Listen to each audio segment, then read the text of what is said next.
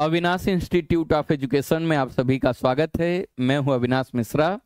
आज के इस वीडियो में हम लोग समझेंगे पठार क्या होता है। तो आइए लेक्चर शुरू करते हैं और समझते हैं। पठार, जिसे अंग्रेजी में प्लेटू कहा जाता है, तो पठार क्या होता है, इसकी क्या परिभाषा होती है, तो आप यहाँ पे ध्यान दो। पठार उठी हुई एवं सपाट भूमि होती है। यह आसपास के क्षेत्रों से अधिक उठा हुआ होता है तथा इसका ऊपरी भाग मेज के समान सपाट होता है। तो पठार क्या होता है, तो मान लेते हैं ये समतल भूमि है। जब ये समतल भूमि अपने आसपास के क्षेत्रों से ऐसे मेज की भांति ऊपर उठ जाता है और इसका जो ऊपरी भाग है, ये वाला ऊपरी भाग जो है मेज की भांति क्या होता है, सपाट होता है, तो उसे हम लोग क्या कहते हैं, पठार कहते हैं। पठार किसे कहते हैं? जब कोई समतल जमीन है, समतल जमीन में से कोई भाग जो है ऐसे ऊपर उठ जाए, ऊपर उठने के बाद इसका जो ऊपर वाला भाग है, ये वाला ऊपर वाला भाग जो है मेज की भांति अगर सपाट है तो उसे हम लोग क्या कहेंगे, उसे हम लोग पठार कहते हैं। तो पठार की परिभाषा क्या है? पठार जो है क्या है, पठार उठी हुई एवं सपाट भूमि है। पठार उठी हुई और क्या है, सपाट भूमि है। यह आसपास के क्षेत्रों से अधिक उठा हुआ होता है। पठार क्या होता है, अपने आसपास के क्षेत्रों से अधिक उठा हुआ होता है तथा इसका जो ऊपरी भाग है वो मेज के समान क्या होता है, सपाट होता है। सपाट का मतलब क्या होता है, समतल होता है। किसी पठार के एक या एक से अधिक किनारे होते हैं जिनके ढाल खड़े होते हैं। तो याद रखना, ये जो पठार है इसके बहुत सारे किनारे हो सकते हैं।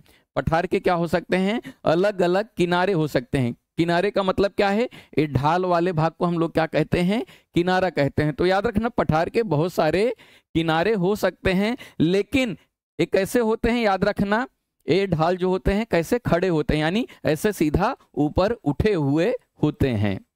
पठारों की ऊंचाई जो है कुछ 100 मीटर से लेके कई हजार मीटर तक हो सकते हैं। तो याद रखना, पठार कुछ 100 मीटर से लेके कई हजार मीटर तक ऊंचे हो सकते हैं।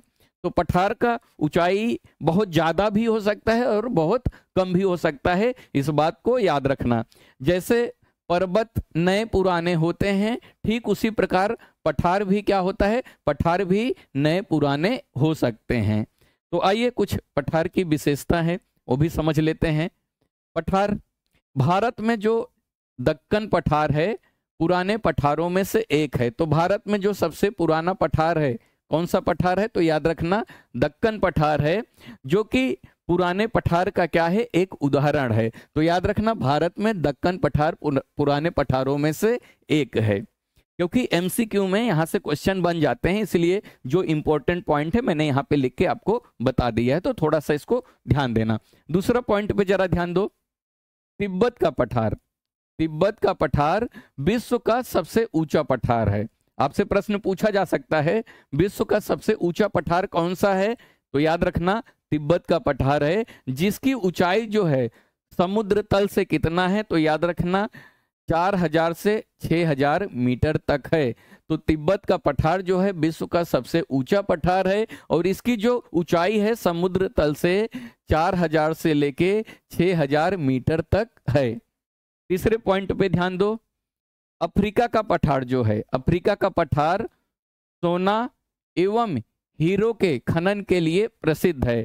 तो याद रखना, पठारों में खनन का कार्य किया जाता है, क्योंकि पठार जो होते हैं उनमें बहुत सारे प्रचुर मात्रा में मिनरल्स पाए जाते हैं। तो जो अफ्रीका का पठार है, अफ्रीका के पठार में क्या पाया जाता है, अफ्रीका के पठार में सोना पाया जाता है और हीरा पाया जाता है। इसीलिए यहाँ पे क्या किया जाता है, खनन किया जाता है। खनन का मतलब खुदाई किया जाता है।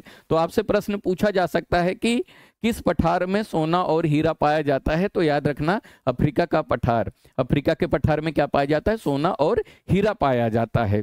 चौथा पॉइंट पे ध्यान दो, भारत में जो छोटा नागपुर का पठार है उसमें क्या मिलता है, लोहा मिलता है, कोयला मिलता है, मैग्नीज मिलता है। तो याद रखना, भारत में जो छोटा नागपुर का पठार है उसमें लोहा पाया जाता है, कोयला पाया जाता है, मैग्नीज पाया जाता है, जो बहुत बड़े मात्रा में उसका भंडार पाया जाता है। कहाँ पे? छोटा नागपुर के पठार में। छोटा नागपुर पठार कहाँ पे है? भारत में है। 5वां पॉइंट पे ध्यान दो, पठारी क्षेत्रों में बहुत से जलप्रपात हो सकते हैं। जलप्रपात का मतलब क्या होता है? झरना। जब पानी जो है ऊपर से नीचे की तरफ गिरती है तो उसे झरना कहा जाता है, जलप्रपात कहा जाता है। तो याद रखना, पठारी क्षेत्रों में क्या पाया जाता है? जलप्रपात पाया जाता है। भारत में जो है छोटा नागपुर पठार पर एक नदी है जिसका नाम है स्वर्ण रेखा नदी पर एक स्थित है क्या? हुंडरू जलप्रपात। हुंडरू जलप्रपात कहाँ पे है? तो याद रखना, छोटा नागपुर पठार पर एक नदी है, उस नदी का क्या नाम है? स्वर्ण रेखा। उस पर स्थित है एक जलप्रपात जिसका नाम क्या है? हुंडरू जलप्रपात। और कर्नाटक में बात किया जाए तो कर्नाटक में एक और जलप्रपात है जिसका नाम क्या है? जोग जलप्रपात। समझ में आ गया? याद रखना, परीक्षाओं में हो सकता है प्रश्न आपसे पूछ लिया जाए, क्योंकि एनसीईआरटी जो होता है बहुत इंपॉर्टेंट होता है। अब 6वां पॉइंट पे ध्यान दो। 6वां पॉइंट है लावा पठार में। लावा पठार, लावा पठार क्या होता है? जब ज्वालामुखी की क्रिया होती है, जमीन से क्या होती है? लावा निकलती है। अगर वो पठार का रूप ले लेती है तो उसे हम क्या बोलेंगे? लावा पठार।